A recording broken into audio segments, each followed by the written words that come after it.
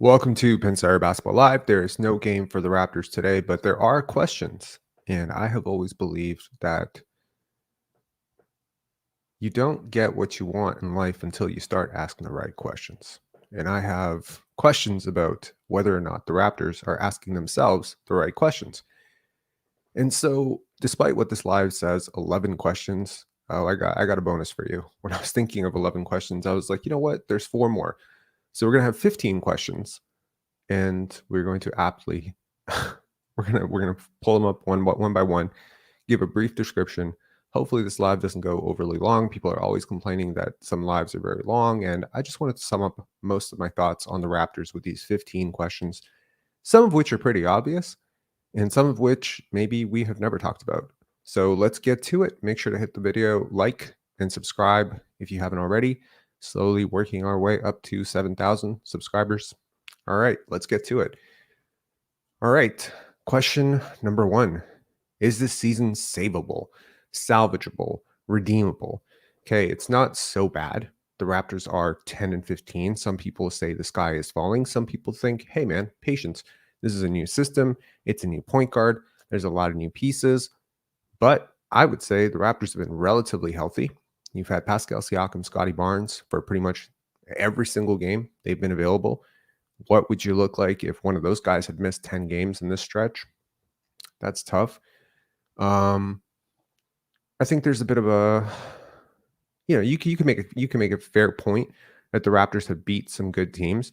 I would say they've had some phenomenal luck when facing teams that haven't really had full rosters. And I think they've also lost to some pretty bad teams that were going through some health stuff. Case in point, the Atlanta Hawks, the Charlotte Hornets, etc., etc. Still, I am reminded that teams like the Lakers, the Warriors last year, for the Boston Celtics 2 years ago, these are teams that started out very slow. The Orlando Magic, last year, the Orlando Magic at this time were really bad. And suddenly they flipped a switch. It didn't really save their season, but this year you're seeing the results. So is this a longer term process whereby we simply need to give this some time to gel? You know, we did a very brief film breakdown, sort of how Trey Young got open last night. And it was a lot of self inflicted wounds. It's a lot of stuff that teams that have played together for a while and are gelling and connected, they just simply don't allow that stuff to happen. So is that really it? Is this team just simply taking a long time to adjust to Darko's very different philosophy when it comes to offense and defense? I think these are questions worth asking. Number 14. Is Eric Corey the right man for the Raptors 905? Now, the Raptors 905 used to be a staple for development for the Toronto Raptors. Certainly, you look at players like Jonte Porter, you look at players like Javon Freeman Liberty. These are guys that I think have a chance. They have a chance to be serviceable end of bench guys. And if you're looking at the success that teams like the Los Angeles Lakers and the Indiana Pacers are enjoying, you're looking at guys like Aaron Nesmith. You're looking at guys like Austin Reeves. These are not top 10 picks. These are not in the case of Aaron Nesmith, it's not even a guy that they drafted. These are sort of forgotten about prospects that have just been sort of developed at the end of the bench. And we've talked a little bit on this channel about how the Raptors are not winning on the margins anymore, which means that there really have been no Norman Powell success stories lately, right? So you need to find them. You need to develop them. Unfortunately, though, it doesn't really work if the system that you have designed, this farm system in the G League, is ineffective. Now, ultimately, the 905 takes its marching orders in terms of play style and development, etc., philosophy from the main club. So they're running actions, they're running systems that are basically mirroring what the main club is doing. Sometimes they're even ahead of the main club, and they're trying things that maybe the main club wants to implement. So I understand that some portion of it is not going to come down to wins and losses. But whether we're talking about Ron Harper Jr., Delano Banton, David Johnson, there really hasn't been a lot of success stories for the Raptors 905 lately. And it's coincided with Eric Corey taking over. Now, he's a very bright guy. He's the youngest coach in Raptors 905 history. I think he might be the youngest coach in G League history. I mean, he's very young. That might be misstating it. But he's very young. And I wonder, I wonder at what point do you start looking in another direction? Am I wrong? I've only watched 15 905 games over the last 2 years. Maybe I'm just wrong. Maybe I'm just associating the failure with the head coach. And maybe that's incorrect, but I think it's a question worth asking. Number 13, speaking of coaching, it's hard to look at the Toronto Raptors assistant coaches and not notice that there isn't a single former head coach on this bench. Okay. So I think it's worth asking. And that's not to say that, having guys like, someone like a Maurice Cheeks or someone like Luke Walton or someone like that, someone who's held a head coaching job on some level in the NBA is necessarily better than someone who hasn't. That's not always the case. It is, however, worth asking, have the Raptors put enough around Darko Rajakovic and Jama Malalela to be successful? Coaching staffs are a huge thing in the NBA, from development to, and everything coming into this season was all about how the Raptors are prioritizing development. And we'll get into that. But I want to know, have you put enough around these two and Pat Delaney? Like, is this trio the least experienced trio leading a bench in the NBA? Does that matter? Does that matter in terms of commanding respect within the locker room? Does that matter in terms of brain trust? Now, I certainly think Darko and Jama are really smart coaches. But how many teams out there have 6 or 7 guys on their bench that are as smart as these two guys? And you're competing with them on a night-to-night basis when it comes to adjustments, schemes, lineups. What is the brain trust on the Raptors bench right now? And is it insufficient for an NBA team that's expecting to win some amount of games this year?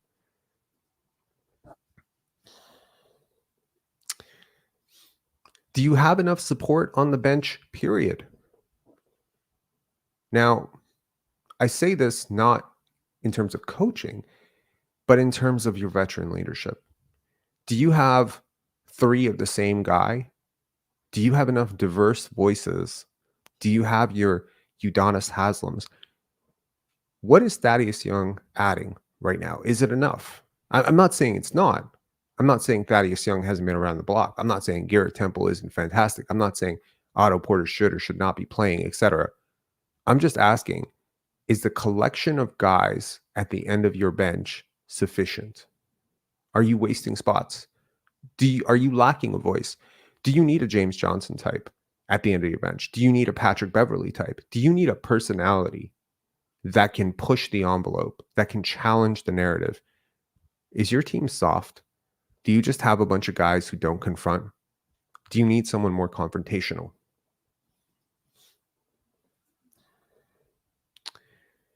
Question number 11. At what point does patience become procrastination, and has it already? I think this speaks specifically to the concept of holding out and waiting on a timeline. Now, depending on where you were on question 15, whether, this team is, is it something that can be saved, whether it cannot be, ultimately at this point, you're still in the data gathering stage of this entire process, right? Which means that you really are trying to figure out whether or not your trio works, Scottie, OG, Pascal. Does that work? You're trying to understand if Gary is a part of this moving forward. Is he someone worth re-signing? Clearly, Dennis and Jakob, haven't worked out so great so far, but are these guys that can work at some point? What if you swapped one of them out? What if you put one of them to the bench? These are all questions worth asking, but you're not really getting any sort of different information at this point because you keep running out the same lineups, same rotations over and over. So you're really just getting one answer, which is, does this work over time? But at what point does your kicking the can down the road, let's say hypothetically you do extend Siakam, you keep waiting it out, At what point is it patience? At what point is it procrastination? So we talked about it a couple of lives ago where I said the definition of procrastination and how it differentiates from patience is that procrastination is putting something off that is surely or expected to hurt you. I think not making a decision on trading Pascal Siakam or not trading Pascal Siakam, or just waiting out for the last 2.5 years, when it's been pretty obvious that your timeline has shifted the minute you drafted Scottie, it has hurt his trade value. It has also hurt your lack of direction. It is also hurting Scottie's lack of reps that, and we may have a completely different philosophy on, putting young guys, into putting them under high repetition situations, putting them into, putting them on a bad team, someone like Cade, Jalen Green. How well did it work for those guys? Is Scottie a completely different breed of player because of how he reacts to double teams, etc.? I think these questions are worth asking, but ultimately, have the Raptors waited too long? Have they simply allowed, and certainly with Fred VanVleet and, players like Kyle Lowry, where they did wait too long? And how much of watching this front office wait too long in the past is giving Raptor fans current flashbacks and nightmares every single day? They may make the same mistake again and again. So I think these are questions worth asking. Question number 10. What is the goal for this season and what is the priority? So I think most teams come into every single season with a set of goals, things that they want to do, right? Maybe they want to implement a new offense. Maybe they want to implement a new defense. Maybe they want data on their current core. Maybe they want to win. Maybe they want to make the play-in. Maybe they want to make the second round. These are all goals. Certainly, these are goals. Some teams have higher goals. Teams like the Milwaukee Bucks, Boston Celtics, Denver Nuggets, these teams are all thinking championships, right? But I think if you really broke it down, every team has a singular goal that is above all other goals, and that is what I would consider the priority, right? Retaining assets, developing assets, gathering information, winning a championship, making the playoffs, whatever. What is the goal for the Toronto Raptors and what is the priority? I don't really care about the goal at this point. There's a lot of goals, but what's the priority? Is the priority development? Youth development? Well, then I certainly don't understand how Grady Dick is getting DNP-CDs, regardless of how terrible he's been. He's certainly not the worst player in the NBA. He might be close, but if your goal is development this year, then you need to see what you have in him. And certainly more playing time is going to help that. It's going to help him get comfortable. It's going to get him some reps. If the goal is winning, then I don't understand why Grady played ever. He wasn't ready. Seems like this team is aiming in 4 directions and shooting nowhere all the time. Okay. I think it's pretty clear that if your goal is to compete in 2027 or 2026, that Dennis Schroder is not going to be on your team in 2027. And if he is, he's going to be an end of bench veteran. So what is the point of focusing so much of your time trying to get Dennis and Jakob pick and roll to work for you? Is that a part of your future diet? At what point do we realize that having players on this team that have nothing in common with the players who will eventually replace them does not help you implement the system at all? Certainly long term, if you're telling me that for the next 5 years, assuming Scottie is on this team for the next 5 years and you're planning to develop him, are you telling me that for the next 5 years, your plan is to put a center next to him who cannot shoot outside of 6 feet? If so, then I question your basketball IQ and acumen, because that would be a hindrance to him always. It's not only a hindrance to him, it's also a hindrance to Pascal. It's also a hindrance to OG. Putting players like Jakob Poeltl and Dennis Schroder constantly on the floor with these guys hurts these guys a lot, actually. It limits spacing. It allows the defense to sag. It makes their life harder. You're not really getting a chance to see who any of these players are because you're constantly handicapping them by putting a center on the court who does not provide space. So at this point, if the goal is to see who these players are and the goal is to implement the system, then I don't understand why Jakob Poeltl is playing at all. Oh, right. Because part of the goal is to at least, salvage your ego and salvage your reputation and salvage, your idea of trading for Jakob Poeltl last year. Jakob Poeltl may have made sense next to Fred VanVleet. He does not make sense next to Dennis Schroder. Dennis Schroder does not make sense next to Scottie Barnes. These players do not fit, and they especially do not fit with the lineups that they constantly are engaged in on a night-to-night basis. So if the goal, which is stated. What is the goal? What is the priority? If the goal is development, you are failing. If the goal is winning, you are failing. If the goal is implementing a new system, you are failing. So what is the goal? However, if the goal is to absolutely infuriate your fan base, if the goal is to get the entire fan base confused on a night-to-night basis, if the goal is to get people to stop caring about your product on the court, if the goal is to get people who bought season tickets to have to sell those tickets at half price just to get out of this fucking product, if the goal is to put people to sleep, if the goal is to play very uninspired basketball, if the goal is to generally be one of the most confusing teams in NBA history, then congratulations. You are succeeding on that goal. Question number 9. Is Darko Rajakovic the right coach for this roster? And is this roster the right fit for his playstyle? Much ado about nothing, but we have talked about Darko Rajakovic's desired playstyle. We've talked about his brilliance. We've talked about the fact that he really understands basketball. Some of the principles that he talks about are principles that are being employed across the league, from the Sacramento Kings to the Golden State Warriors to whoever. I mean, really, every team that is playing well is playing fast. Every team that is playing well is playing two-way. Every team that is playing within line of what Darko Rajakovic has preached in his papers and his pressers. Okay. He's not saying anything that's wrong. He's not saying like, oh, we're going to feed the post and we're going to milk possessions, et cetera, et cetera. No, he's talking about everybody being playmakers, playmaking from all 5 positions, being quick with the basketball, turning teams over in transition. Like, he is talking about, pushing on the break and playing with pace and playing with speed and, inverted pick and rolls. He's talking about advanced basketball concepts that definitely make sense. But do they make sense for this roster? Is your roster talented enough? The looks that you are generating on a night-to-night basis, you may say they are the right looks, but are they the right looks for these players? And are you the right coach for this team? Now, I think sometimes you can outsmart yourself, right? You look at this roster, you look at the way you want to play, and you bring on a person who preaches that style of basketball. But there's so much more to being a head coach in the NBA that is beyond what basketball philosophy you preach, and rather it comes down to who you are as a person and how that synergizes and matches up with the people that you're being asked to lead on a night-to-night basis. So the question becomes, is he the right coach for this team?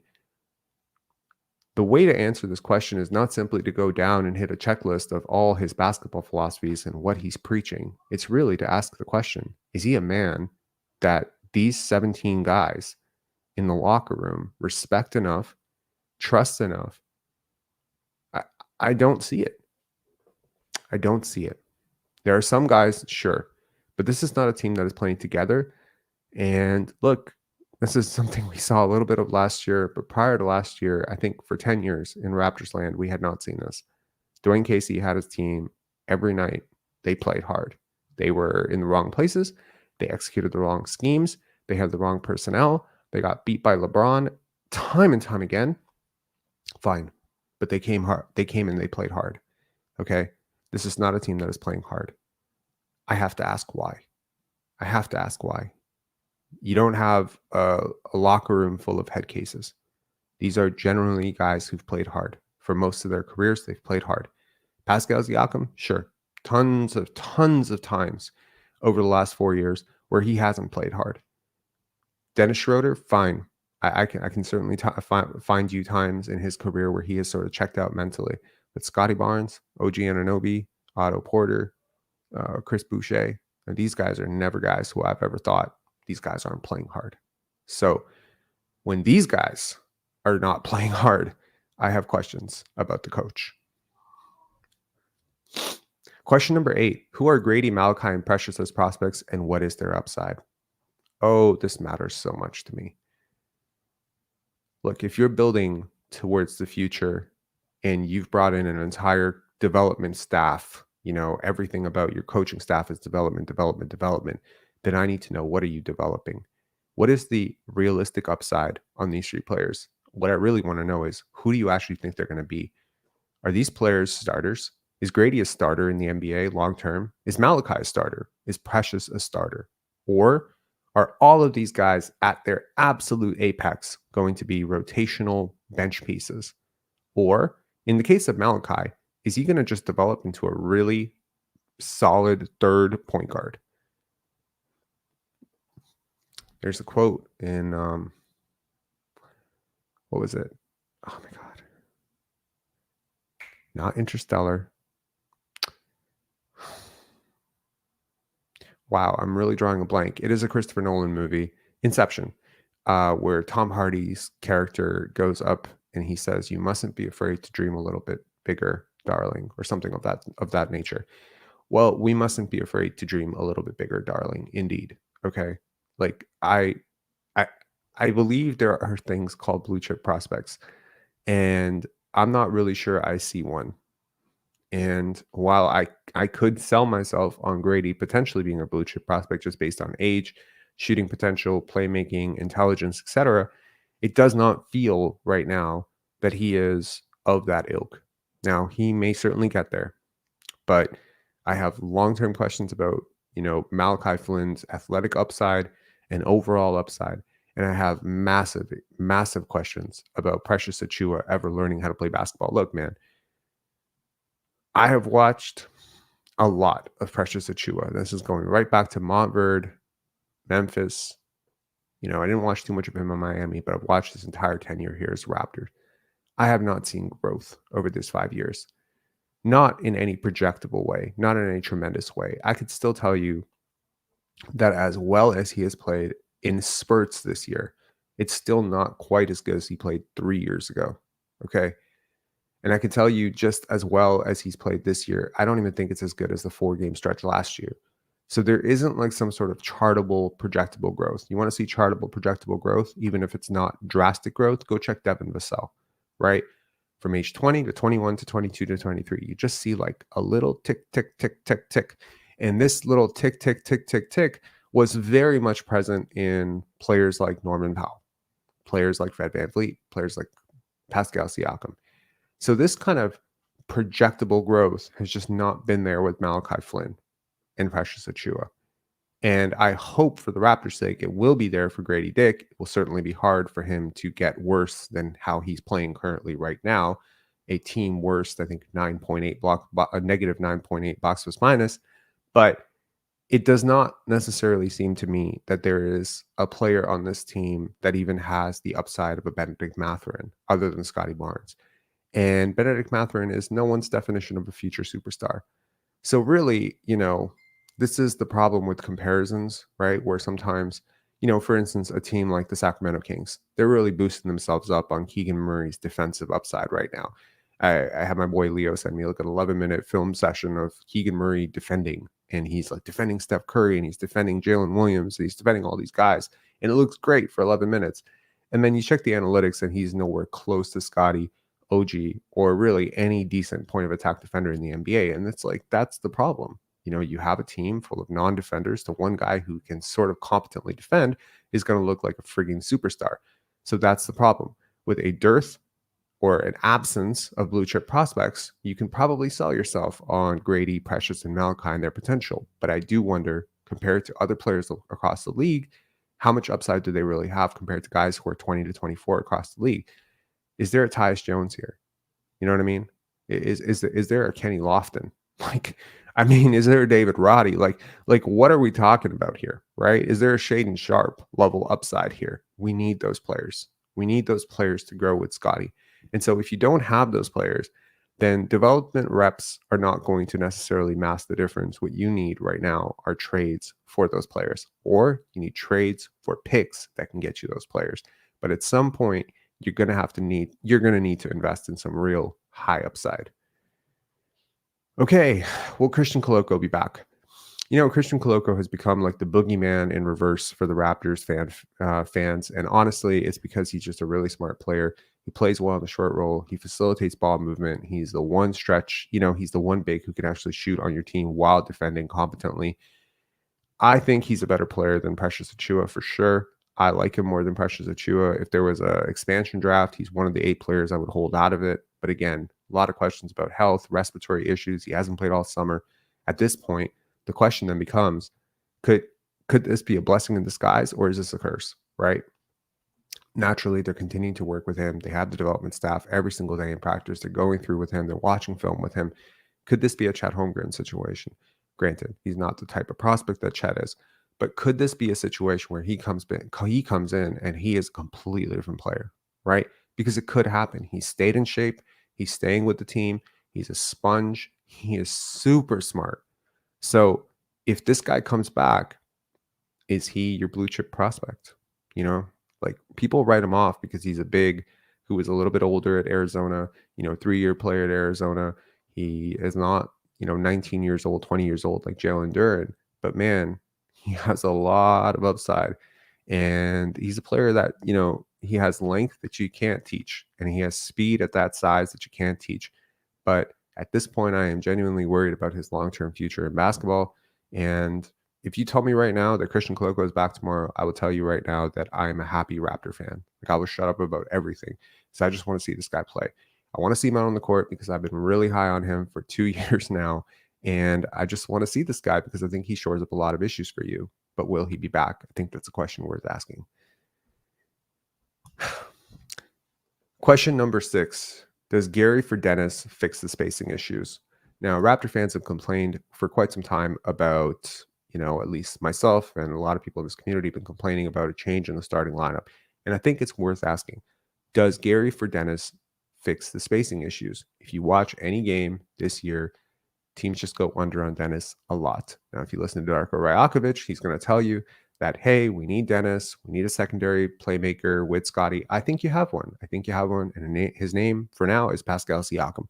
So I have seen a team with Pascal, Gary, Scottie, OG, and some center run into the playoffs and do well. I don't see why that lineup is not being given a chance under Darko Rajakovic. Certainly, Scottie is not a worse ball handler than he was 3 years ago or 2 years ago or a year ago. And Nick Nurse had no problem starting Scottie Barnes at point guard with no other point guard in the lineup with him. And I do not remember us losing those games. I remember us blowing out the Atlanta Hawks last year. I remember us blowing out the San Antonio Spurs last year in huge, high-paced games. I remember us winning 2 playoff games with Scottie playing point. So stop rewriting. Like, this feels like being gaslit. Like, stop rewriting my brain here and stop telling me that it can't work. I've watched it work. I've watched it work with a worse version of Scottie Barnes. So at this point, Gary provides more spacing. He is struggling off the bench. I do not see you trying to rectify this. So this guy was an asset for you, okay? This is not a team that can just throw away Gary Trent, okay? I think if Gary Trent had just simply missed all these games, weirdly enough, you're better because he's been that bad. But I think if he had missed these games and we were 10 and 15, most people would think you'd be probably 500 with Gary. That's the type of impact he had last year. That's the type of shot maker.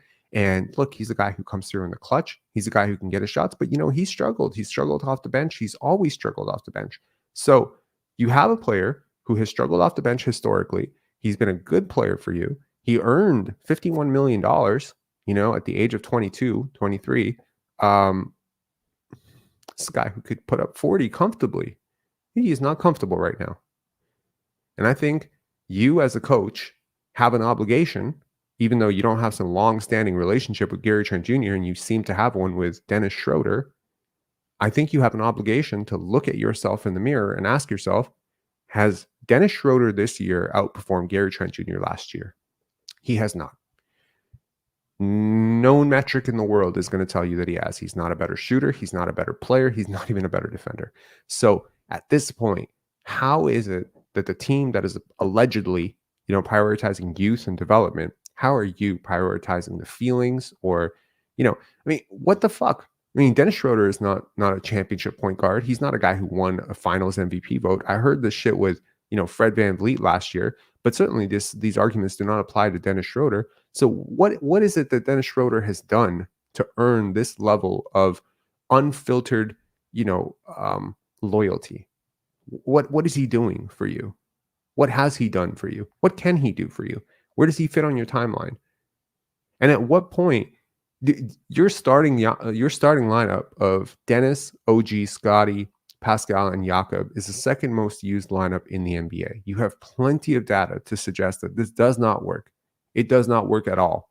It has bled minutes every single time. It's lost minutes in the clutch. It's lost minutes in the starting. I think you have started out with a 10-point deficit at least in every single one of the last 6 games. You're losing. You're losing because of your starting lineup, and then you're blaming your bench because they're coming back and they can't redeem. But I mean, how comfortable would it be for the bench to come in when you're up 6 and then be able to sustain that, as opposed to always having to dig you out of like these large holes? I think there's a lot of people that perhaps fairly accurately agree or think that this one swap could make all the difference. So make it. To extend on this, how much is Dennis Schroder hurting your spacing and defense? I think this is a really fair point. We watched it yesterday with the Trae Young, disaster class. That simply put, Dennis Schroder gives up a lot. In cross matching, in terms of transition, and obviously you're going to be in transition a lot with the number of shots you miss, he's constantly matching up against players that he has no chance of guarding. If they're big wings, he has no chance. If it's a big in the post and he's the first guy back because of bad floor balance, he has no chance. And you constantly have to help him. And while I'm not arguing that, Gary Trent Jr. is some great defender, certainly he's a step up from this. So I think you're losing a lot. Now, a lot was made early about point of attack defense. I also think that has slipped a lot. Okay. And I know that Fred VanVleet's point of attack defense was really, really sorry last year, and he gave up a lot of blow-bys to quick guards. But Dennis Schroder is giving up blow-bys to not even very quick guards right now. So if he is going to be your starting point guard, he needs to be a great defender. And guess what? He's never been a great defender. Ever. He has never been a great defender. He simply lacks the physicality, the intelligence, the intention, and the force to be a great defender. He does not have the strength. He does not have the discipline. He does not have the vision to be a great defender. He just seems to not have the will to be a great defender. So if he's not a great defender and he's hurting your spacing, massively hurting your spacing, I think you have some serious questions to ask about whether or not he fits long-term. Is Jakob Poeltl a luxury that you can afford? Now, there's no one player that's necessarily hurting your spacing as much as Jakob Poeltl, and he is a complete non-shooter, okay? And that is something that must be considered. A non-shooter who does not really command any sort of gravity outside of 5-6 feet.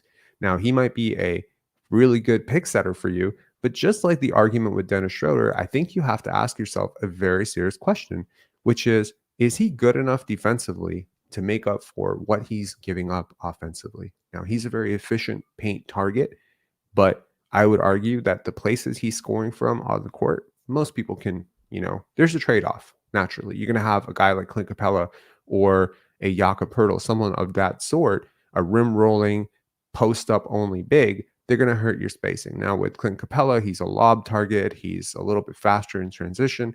With Jakob Poeltl, I think defensively is where the drop-off has been most significant for me. He's not really able to clean up the back line of the defense. He's often very slow recovering, rotating. His shot blocking hasn't been great. He just feels really lost. And I mean, at 28 years old, you should not be seeing such a massive regression. But also, this is not the time when players usually ascend defensively. This is usually a time when players descend defensively. And I noticed this with his at-rim numbers last year when he was traded from the Spurs, that they were going down. And the trend has continued this year. And so now you might be holding on to 4 years of progression at this point. And you just don't want to see what this guy's going to be at 30 or 31, because he might be out of your rotation. So this might be one of those situations where you look at this and you say, okay, can we explore trades for Jakob Poeltl at this point? And I think you should. I think you absolutely should. Because, it's funny. I may not necessarily think that Pascal, OG, and Scottie is a core worth building around. I may not think that. And certainly, I've gone back and forth on whether or not those 3 players are talented enough to be the 3 best players on a team. But you could at least sell yourself that they are. But what I will tell you is that no team in the history of the NBA that I can think of off the top of my head has ever compromised their entire future for players as mid and as consistently trash as Jakob Poeltl and Dennis Schroder. This is just crazy.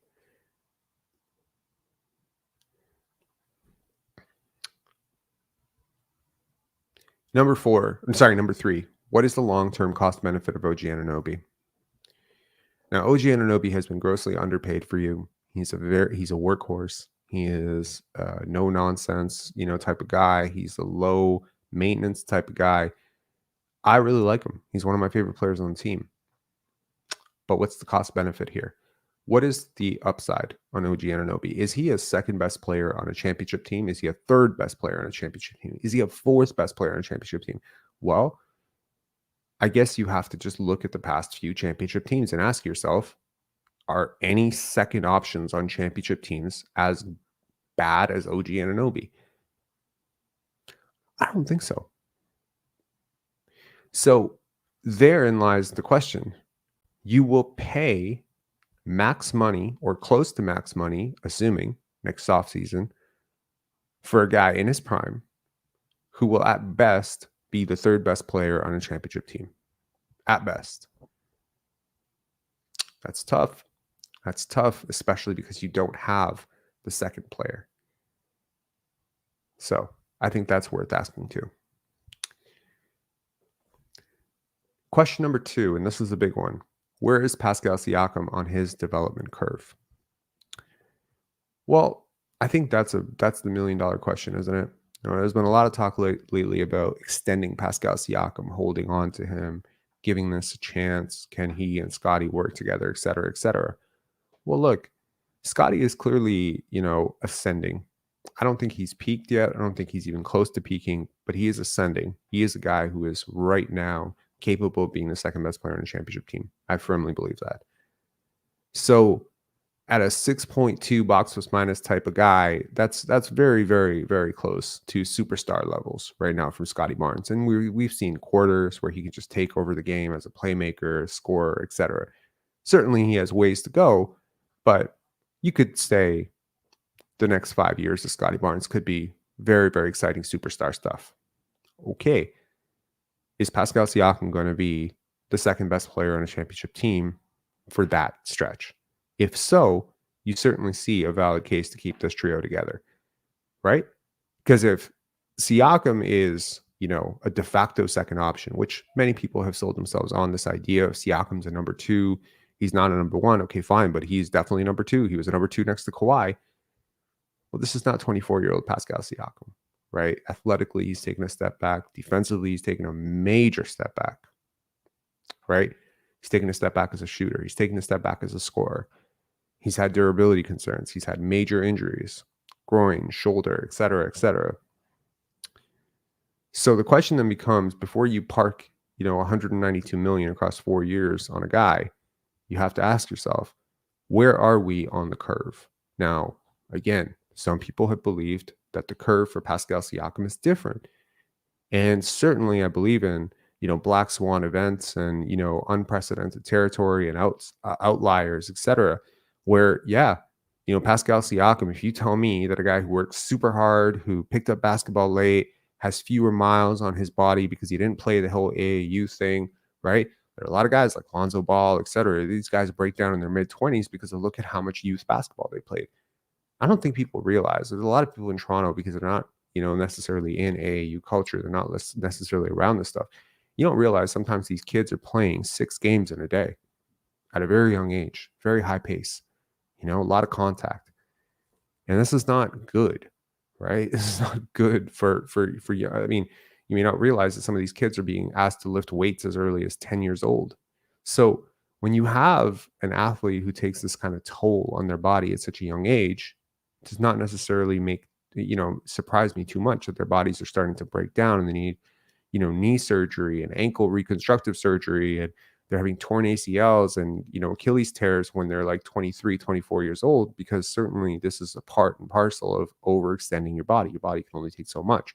When you take a player like Pascal Siakam, where you say, okay, he's worked very hard, played a lot of high minutes last couple of years under Nick Nurse, but granted, still, when I look at Pascal Siakam as a 29-year-old going on 30, his numbers in terms of minutes played at the NBA level, college level, etc., certainly, and when you start counting for AAU numbers as well in terms of load, they're certainly a little bit lower than other guys.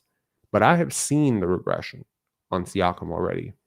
Now, the real question at this point is two things, really, to extend off of this question about where he is on the development curve.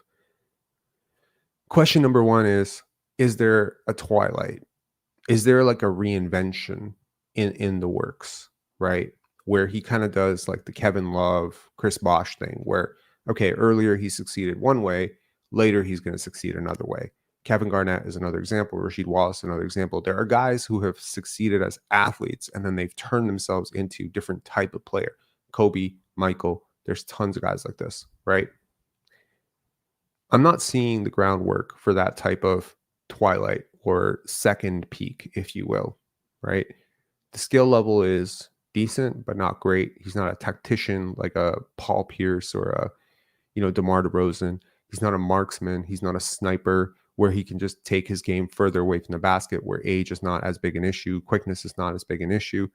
He's not quite big enough where, you can just get away with size in general. Like he's an average sized power forward. He'd be an undersized center. The cerebral element of, certain guys, like guys don't just get better or worse. There's like a peak and you time it out. And, some guys get better with age largely because they tend to get so much smarter with age, right? You take a player like Thaddeus Young. Thaddeus Young was a better player at 31 than he was at 28. How do you explain that? Certainly he was a better athlete at 28, but the intelligence does make up for it. I'm not necessarily seeing that with Siakam. I'm not seeing like a great deal of like intelligence growth with him. So I do wonder if you are buying on the downside here, if another team is buying on the downside, and with how bad it's already looked this year at times, I wonder how much worse it could look if he were to have another injury, or if things were to just get even worse with the shooting, or if he just, has an Andres Biedrins type, like I've forgotten how to shoot free throws, that type of thing. This isn't the type of player that you take a $192 million swing on. It's just not. It would be irresponsible as hell. It would be terrible. It might be the worst contract in Raptors history very quickly. I'm not trying to answer questions. I was trying to ask them, but here I feel a very, very strong need to just answer this question. This would be a very bad decision. There are a lot of people out there in this Raptors media space, whatever, that think it wouldn't be the worst idea in the world.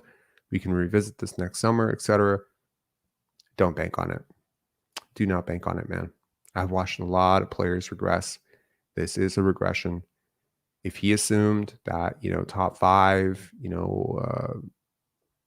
whatever the hell he came in with last year, people show you who they are, believe them. Maya Angelou quote that I bring up at least 5 times a week on this channel. I have watched Pascal Siakam just straight up like lose his joy for basketball quite a few times. I don't want to watch it anymore. He's been better lately, yes, but please don't get it twisted. He's still like the worst guy in the NBA making $35 million a year. Pretty much. There's like 2 guys who might be worse, but like most of the players who make this type of money in their prime, we're not talking like guys who are 34, 35, and they've already kind of had their regression, or guys who are chronically injured like Bradley Beal. Like most of the guys in this pay space are way better players than Pascal Siakam. And when you start talking about, taking that $37 million contract and then upping it some more, I don't care what the optics of it look like at this point. If there's a team out there that wants to trade for him, they want to trade you, I don't know, 2 young players and a reasonable contract, I would take that deal and run. And that's just me reading forward. You're not contending this year, so who he is this year is irrelevant to me. it might be relevant to some other team out there that is contending this year, and maybe that's the value. You get to milk one more year of Siakam being potentially the second or third best player on a championship contender. But I do not see him being the second or third best player on a championship contender next year. And I don't even want to think about where this guy's going to be at 32. Okay? Because at his best, it's quickness. At his best, it has been quickness and craft and speed that has gotten him around defenders. Okay? When you take that away, the whole thing falls apart. It's a house of cards. My final question is, how good could Scottie be with better spacing? You know, Scottie's top 10 in value of replacement, box plus minus. He's top 15 in estimated plus minus. There really aren't a lot of stats, catch-all stats, that don't agree that Scottie Barnes is the top 15 player in the NBA. Among the top 15 players in the NBA, if you will indulge for a second and just trust me that he is a top 15 player in the NBA, there's no player that has his level of usage and crappy teammates around him. It's not really even crappy teammates. It's more like a crappy system, crappy lineups, crappy, I mean, he's damned if he does, damned if he doesn't. There's really like one lineup or two lineups that really fit him. There's very few players on this team that really are optimized to play with him. And, you see teams like the Golden State Warriors, and granted, the Golden State Warriors have been trashed this year, but take for instance, the Sacramento Kings, right? So, De'Aaron Fox might pitch it to, Domantas Sabonis, right? And he cuts backdoor, and then Sabonis just serves him a lob, or he serves him a layup at the rim. And it's just like, yo, if Sabonis is Precious Achiuwa in that situation, or Boucher, he's not throwing that pass, right? Or you might take a case where, someone like a Steph Curry just throws it or darts it. I don't want to stop talking about the Warriors, man. The Warriors are trash right now. But you take for instance, like any team, like Tyrese Halliburton, just Tyrese Halliburton just throwing the pass to Buddy Hield, wide open three in the corner, and boom, it's a 3-point. So I'm just looking at guys like Scottie Barnes, and I'm like, yo, like could this guy be 27, 10, and 10 right now in a better offense? So we're talking about MVP at 27, 10, and 10, by the way, right? We're not talking about, third year forward redeeming his, whatever. We're not talking about maybe all-star. We're talking about MVP, right? At that stage. And I just think that between carrying these 4 bench units, 4 bench player units, players like Precious Achiuwa who are setting picks on him while he's trying to post up, players who don't cut, like there just aren't a lot of players who are synergized and optimized to play with him. Players that are optimized to play with him are players like Grady, who are struggling like hell right now. Players like Garrett Temple, who are outside the rotation. Players like Otto Porter, who rarely ever play. Players like Christian Koloko, who haven't played yet. Players like OG Anunoby, certainly. I think OG is great. Gary is great. There's a lot of players that you could potentially play with them. Even Jakob Poeltl. I think he and Jakob could play, but not with the 3 players that always play with them.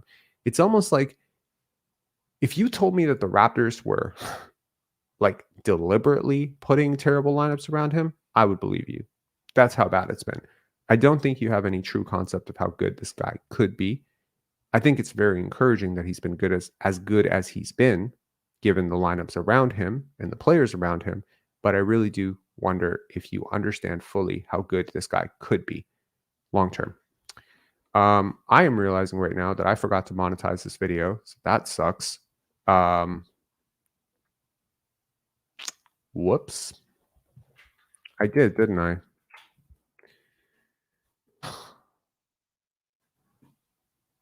Yeah, I definitely did.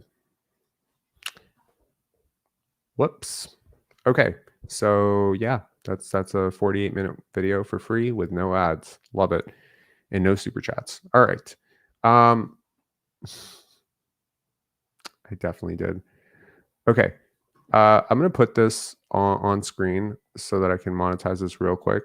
I apologize. Like, I don't know why I just don't monetize these videos as like a default, but I just don't. Actually, you know what? At this point, screw it. Let's just see this.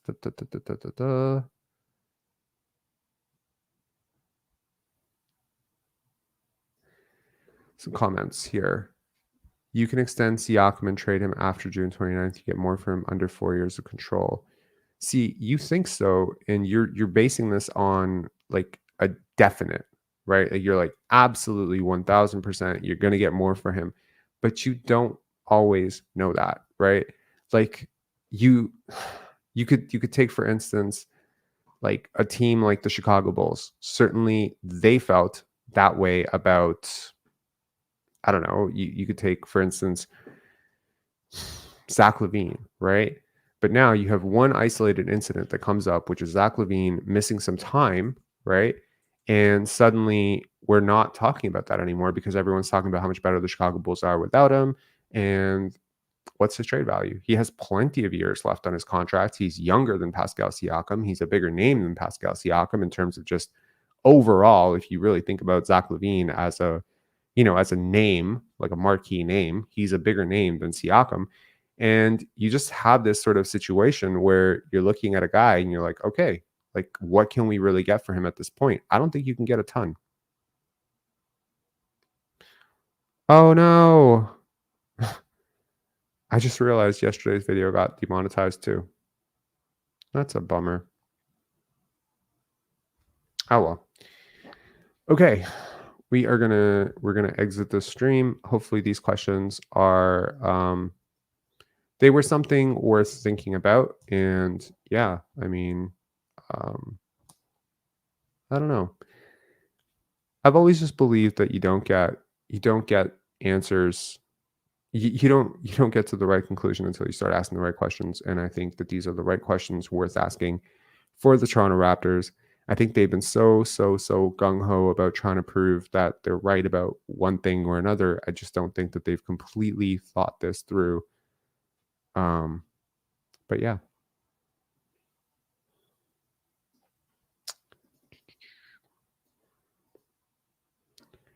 Don't compare Zach to Pascal. I mean, dude, like Zach LaVine is a more like he may be a worse defender, but he's a more talented offensive player. He's also the younger player. You can say he's more injury prone, fine, you know? But these are certainly very comparable players. Like you're not talking about one player being outside the other player's stratosphere. You know, Wolf House saying Zach is a solid scorer. Yeah. Yeah, he's a really efficient player. Like he was shooting like 50, 40, 90 or 50, 40, 80 a couple years ago. So I mean, like, yeah, he's just not a playoff number one. He's not a guy who like completely raises the ceiling for you. And I think that that's worth noting. Anyways, guys, have a great one. Have a good weekend. We may do a live tomorrow. We may not. I don't know, but certainly. Yeah, I go and monetize this live right now. And I'll talk to you guys later.